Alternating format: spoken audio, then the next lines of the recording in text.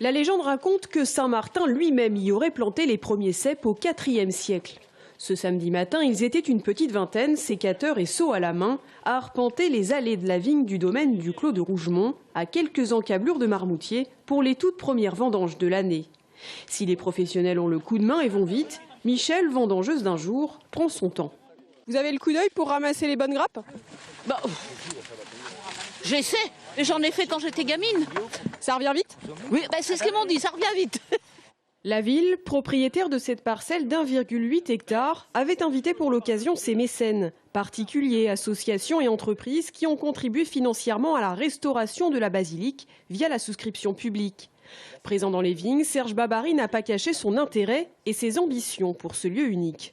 Je souhaite qu'on continue en donnant un peu plus d'ampleur publique à ces vendanges, les vendanges de Saint-Martin, parce que ça a vraiment une connotation tourangelle profonde. Je pense que tout le monde s'y retrouve.